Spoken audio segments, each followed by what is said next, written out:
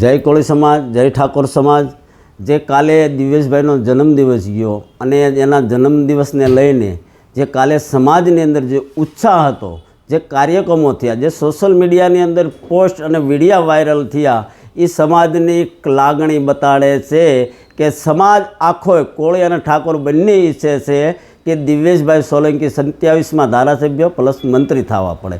સાથે સાથે જે અત્યાર સુધી કોળી સમાજની અંદર ચાલી રહ્યું હતું ને કે કોળી સમાજના ભાગલા પાડો અને રાજ કરો, એ લોકોને અમે આ વાત ઉપર બ્રેક આવશે। દિવેશભાઈ હોય કે યુવાનોની સીધી જ વિચારધારા છે કોળી સમાજની કે બધા સાથે મળી અને કામ કરશું, આ કહેવા માગે છે કોળી સમાજના યુવાનો તમામ કે ભાઈ ભાગલા પાડો અને રાજ કરો, આ બંધ કરો। આના ઉપરથી આ ચોક્કસ મેસેજ જાય છે। અને બીજું કે અમે કોઈના ટેકેદાર નથી, અમે ઓનલી ફોર કોળી અને ઠાકોર સમાજના ટેકેદાર છીએ।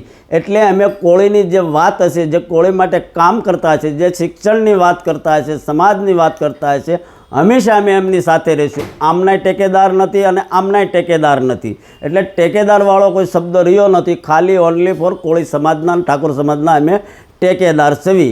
અને બીજું કે જે ભાઈને લઈને ચર્ચા ચાલી રહી છે કે પુરુષોત્તમભાઈ શું નિર્ણય લેશે, તો તમામ યુવાનો હોય કે સમાજના આગેવાનો હોય, બધાય અમે મળી અને એક નક્કી કરવાના છે કે પુરુષોત્તમભાઈની ટૂંક સમયમાં મુલાકાત લેશું અને પુરુષોત્તમભાઈની આગળ જઈ અને અમે વાત મેકવાના છીએ કે તમામ કોળી સમાજના યુવાનો હોય, વડીલો હોય કે પછી ઠાકોર સમાજની આ તમામની માંગ છે કે દિવેશભાઈ 27માં ચૂંટણી લડવા પડે અને પ્લસ ધારાસભ્ય પ્લસ મંત્રી થવા પડે। આ તમામ માંગ લઈ અને કોળી સમાજના જે શિષ્ટ આગેવાનો છે એ બધાય પુરુષોત્તમભાઈને મળવાના છે। તો તમામ મિત્રને આ વાતની નોંધ લેવી।